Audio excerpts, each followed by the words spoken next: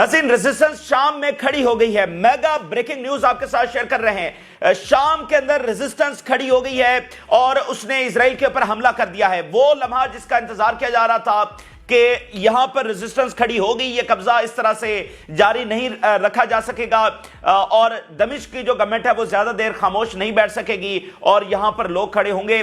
तो रेजिस्टेंस खड़ी हो गई है नाज़रीन। शाम में अब तक की काया पलट देने वाली खबर जो है वो सामने आ रही है। रेजिस्टेंस ने हमला किया है इजरायली फौज के ऊपर और इजरायली फौज को वहां दुम दबाकर भागना पड़ा है।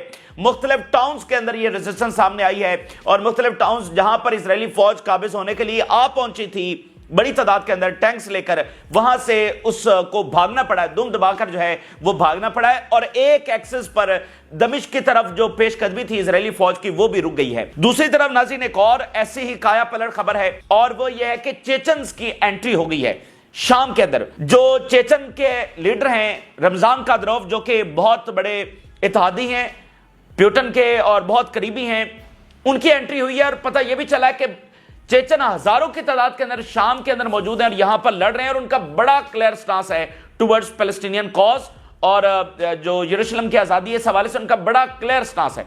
उनकी अब नाज़रीन यहां पर एंट्री हुई है और रमजान कादिरोव जो है वो दमिश्क का दौरा भी कर सकते हैं, यह भी मुतवक्के है। प्यूटन के साथ उनकी HTS के मामले के ऊपर एक खास जो है राब्ता हुआ है और दमिश्क का दौरा भी रमजान कादिरोव कर सकते हैं और चेचन फाइटर्स ऑलरेडी मौजूद हैं और बहुत सारी तंजीमों के अंदर वो सरायत किए हुए हैं। इवन HTS के अंदर भी चेचन जो है वो मौजूद हैं। तो ये एक बिल्कुल नया फैक्टर खुलकर सामने आया है।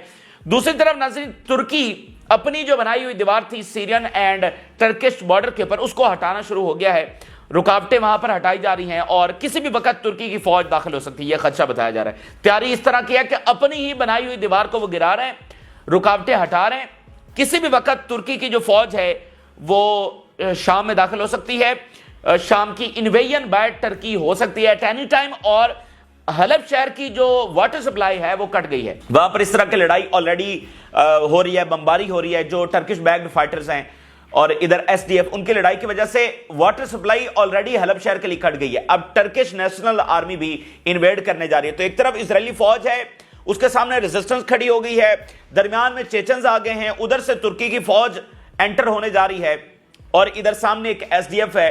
तो ये बड़ा कॉम्प्लेक्स सा सिनेरियो है, सारा आपके सामने रखते हैं। नाज़रीन आगाज करते हैं जो बहुत बड़ी खबर जिसका वेट किया जा रहा था कि आखिरकार ये होकर रहेगा और वो ये है कि शाम में रेजिस्टेंस आ गई है। नाज़रीन शाम के अंदर जो अथॉरिटीज थी, दमिश्क की नई अथॉरिटीज, वो हाथ पर हाथ धरे बैठी हुई थी, जिसकी वजह से इजराइल बड़ी आसानी के साथ एक्सपैंड करता चला जा रहा था। सबने देखा कि लेबनान में जो इजराइल है उसको किस तरह से मुंह की खानी पड़ी और उसकी मोस्ट एडवांस आर्मी का हिजबुल्लाह ने बुरकस निकाल के रख दिया, सही मानों में बुरकस निकाल के रख दिया। और आखिरी तो दिन ये आ पहुंचे थे कि इजरायली जो फौज है वो अपनी ऑफिसर्स की जो ऑर्डर है उसको भी ओबे नहीं कर रही थी। ये दिन वहां पर आ पहुंचे थे, पूरी तरह से इनका बुरकस निकल गया था और फौज की जो ज्वाइनिंग रेशियो है वो लोएस्ट इन हिस्ट्री तक वो जो है वो चली गई थी।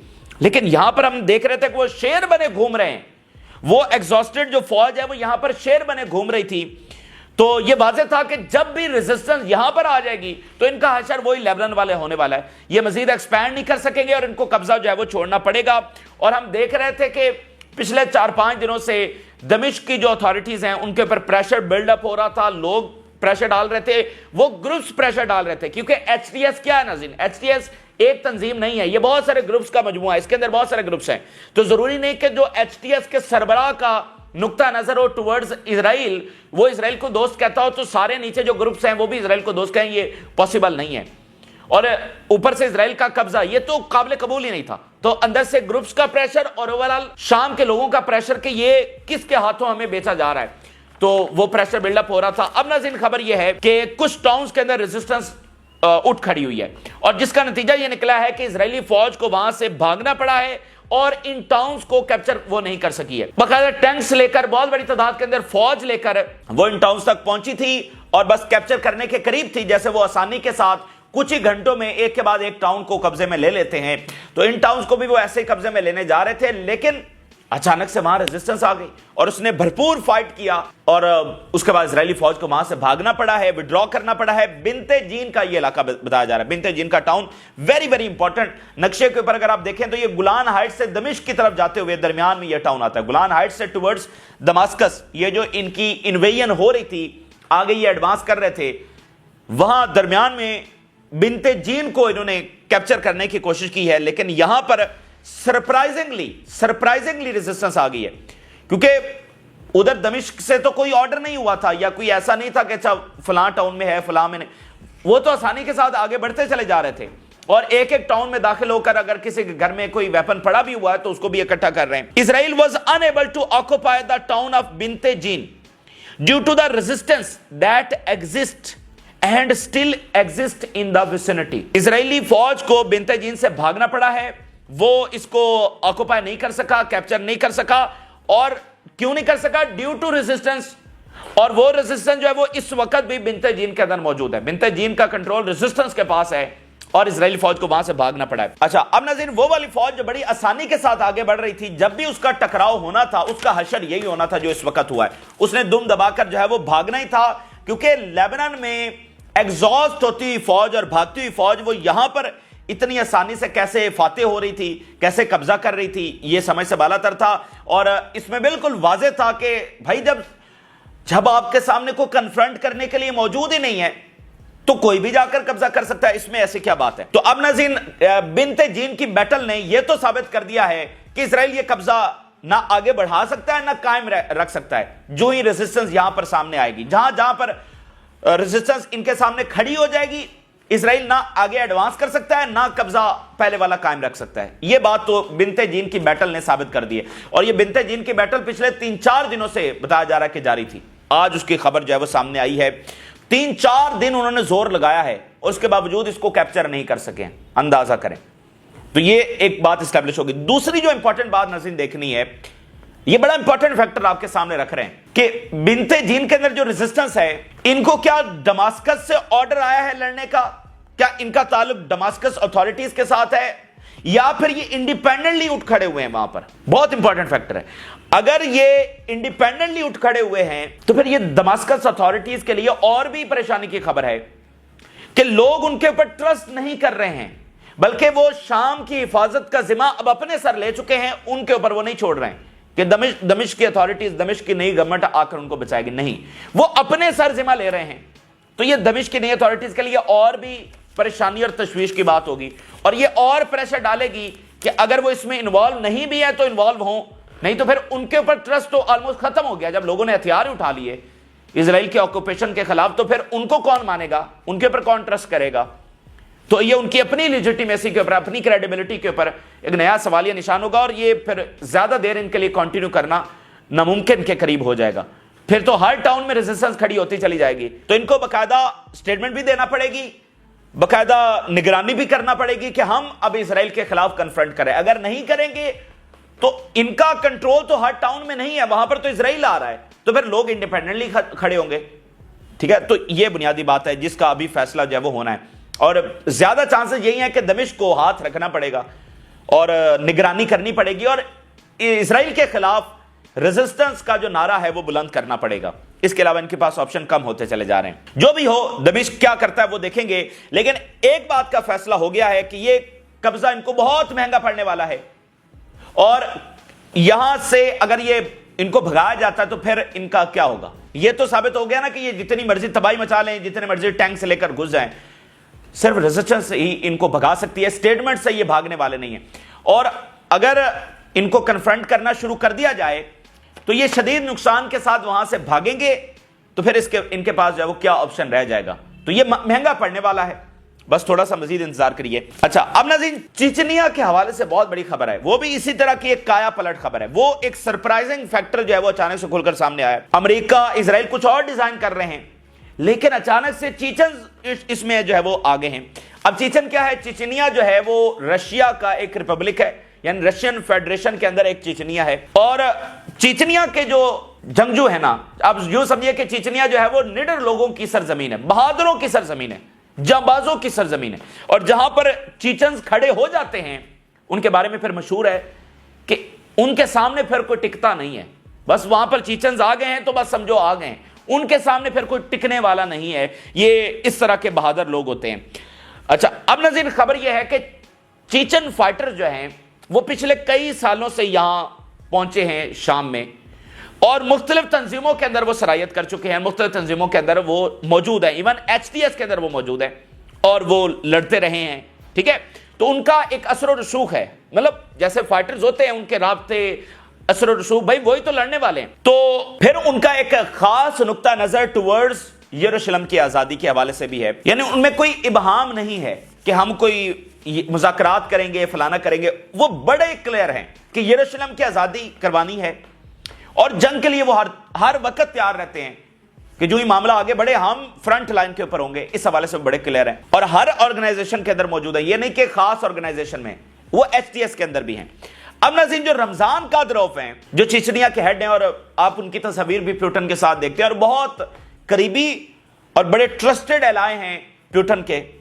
ابھی ریسنٹلی بھی چیچنیا کا دورہ کیا تھا پیوٹن نے, اور مساجد کے اندر ان کی تصاویر بہت وائرل ہوئی تھی. اب انہوں نے پیوٹن کو ریکویسٹ کی ہے کہ HTS کو ٹیررسٹ لسٹ سے جو ہے وہ ہٹایا جائے. یہ ایک نا سرپرائز ہوا ہے یہ امریکہ کے لیے اور اسرائیل کے لیے, یہ ان کے ساتھ ایک عجب کھیل ہوا کہ یہ درمیان میں سے کیا نکل کر آ رہا ہے, کہ HTS کے اندر سے کیا نکل کر سامنے آ رہا ہے. جیسے میں نے آپ کو بتایا کہ یہ بہت سارے گروپس ہیں, تو اس کے اندر چیچنز بھی ہیں, تو ان کا بھی انفلوئنس ہے. تو اگر یہ موجودہ HTS کی جو قیادت ہے, اگر یہ اپنا پوزیشن واضح نہیں کر رہی ہے اسرائیل کے خلاف, تو پھر نیچے سے اور گروپس اٹھ کر سامنے آ جائیں گے, وہ آ کر قیادت سنبھال لیں گے. باقی گروپس ان کا سٹانس تو بہت کلیئر ہے, اور ان بہت سارے گروپس میں جہاں پر چیچنز بھی ہیں ان کا بھی سٹانس کلیئر ہے, اور باقی شام کے جو گروپس ہیں ان کا بھی سٹانس کلیئر ہے. یہ تو HTS کی موجودہ لیڈرشپ کہہ رہی ہے نا کہ ٹھیک ہے اسرائیل قبضہ بھی کرتا جائے تو کوئی بات نہیں, ہم ان کو کہتے ہیں کہ بس وہ نکل جائے اور فلانا کرے.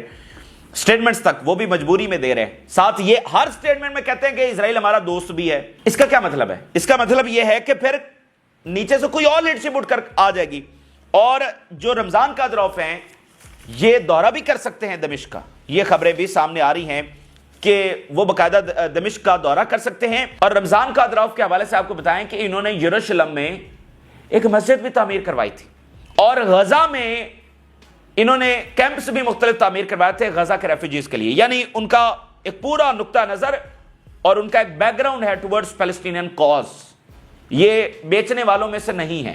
اب ذرا دیکھیے ماسکو ٹائمز کیا لکھ رہا ہے.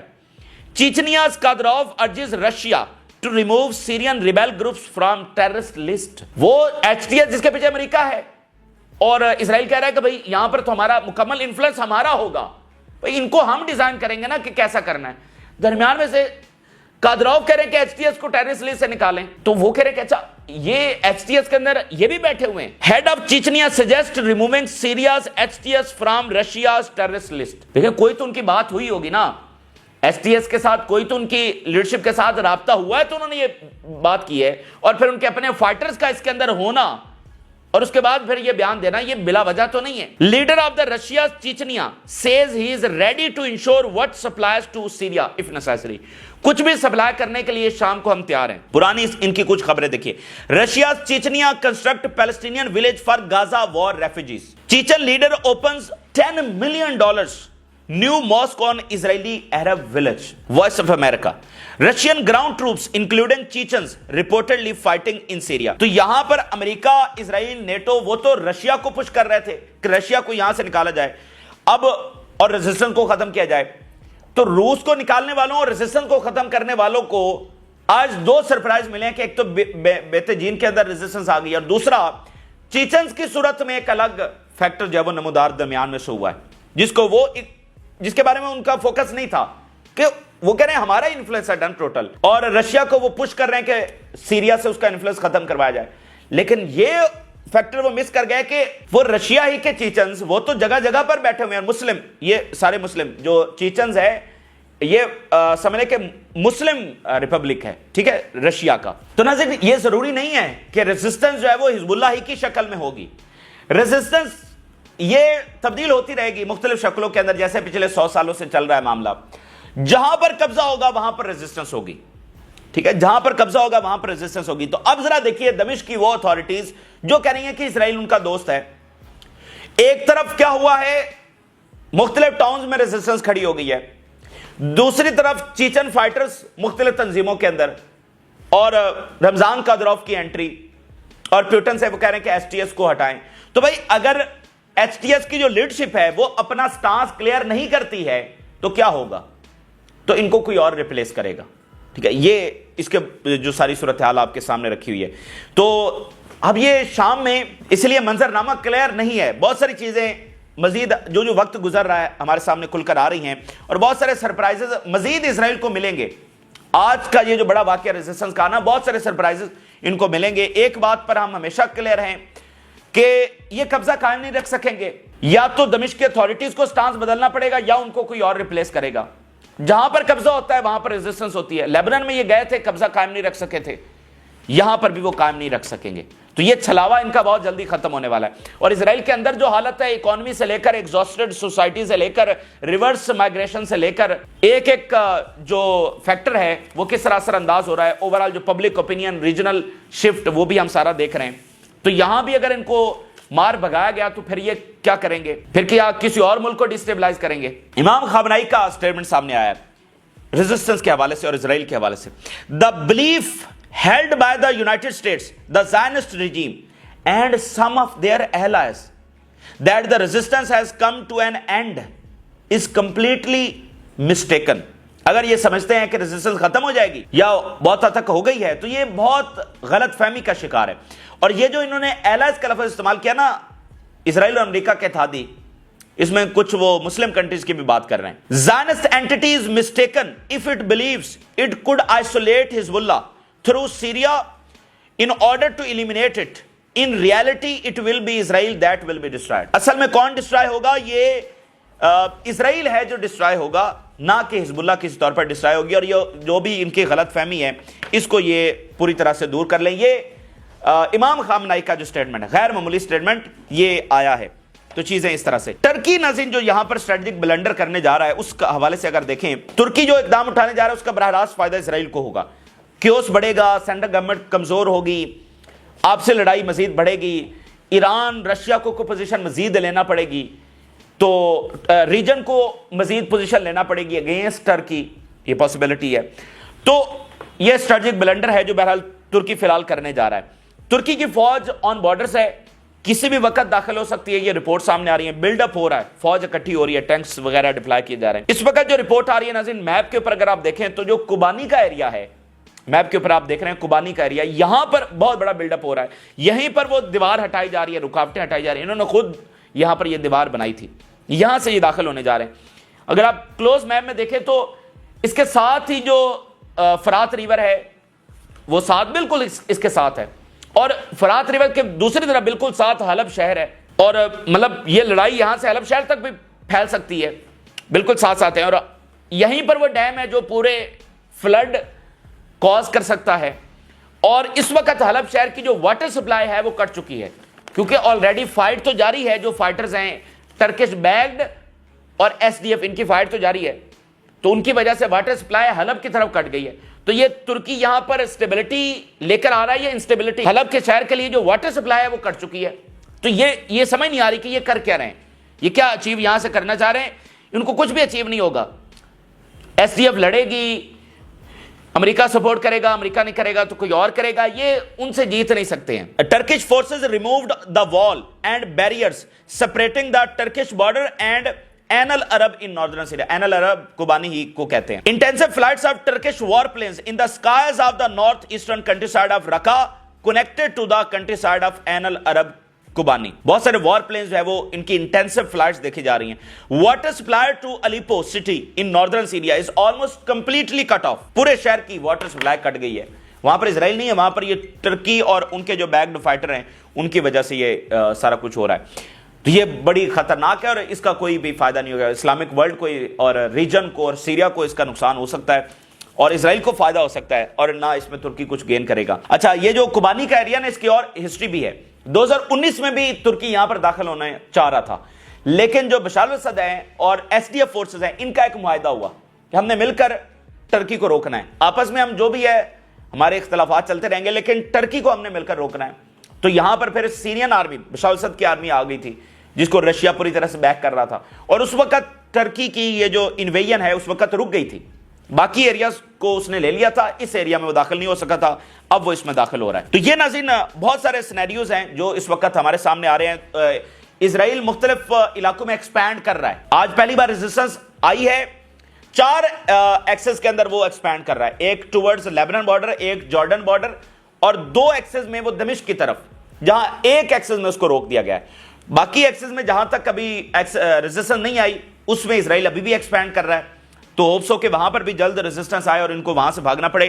اس وقت کہاں اسرائیل پہنچا ہے آپ کو میپ کے اوپر دکھائیں، اگر جارڈن بارڈر کی بات کریں تو یرموک بیسن، یہاں تک اسرائیل پہنچ گیا ہے۔ یرموک جو ریور ہے، دوسرے میپ میں اگر آپ دیکھیں جو بلو لائن ہے یہ یرموک ریور ہے، یہاں پر آ کر انہوں نے اس ریور کے اوپر بھی، اس ایریا کے اوپر قبضہ کر لیا۔ گولان ہائٹس کے بالکل ساتھ ہے اور جارڈن بارڈر کے اوپر ہے، یعنی یرموک بیسن سے اگلا پوائنٹ وہ یرموک ویلی ہے جہاں پر مسلمانوں کی ایک بہت تاریخی یرموک بیٹل ہوئی تھی، تو اس کے یہ بالکل قریب پہنچ گئے ہیں۔ یہ بہت سارے فیکٹرز ہیں، یہ جہاں پر جو لڑائی چل رہی ہے اس کو آپ تاریخ کے بغیر سمجھ نہیں سکتے۔ جب ورلڈ وار 1 کے بعد یہاں پر فرانس اور برطانیہ کا قبضہ ہو گیا تو فرانس کے ایک جرنیل تھے جو شام میں ایک مقبرے پر گئے اور وہاں پر جا کر کہا کہ وی آر بیک، اور وہ مقبرہ جو ہے وہ صلاح الدین ایوبی کا تھا۔ تو وہ کروسیڈ والا معاملہ جو ہے نا شاید کسی طور پر ابھی ختم نہیں ہوا ہے، تو 1917 میں آ کر فرانسیسی جرنیل صلاح الدین ایوبی کی قبر پر کہہ رہا ہے کہ وی آر بیک۔ تو یہ ایک پورا تاریخی منظرنامہ ہے جس کے تحت یہ معاملات چل رہے ہیں، اس میں سمجھ لیں کہ 3000 سالہ جو تاریخ ہے وہ انوالو ہے۔ تو یہ اس وقت کی تازہ ترین صورتحال ہے، آپ کے ساتھ شیئر کی، آپ نے رائے ضرور کہا کریں۔ جن لوگوں نے چینل کو سبسکرائب نہیں کیا ان سے ریکویسٹ کریں گے کہ چینل کو ضرور سبسکرائب کر لیں تاکہ ہر آنے والی ویڈیو آپ تک پہنچ سکے۔ اجازت دیجیے، اللہ حافظ۔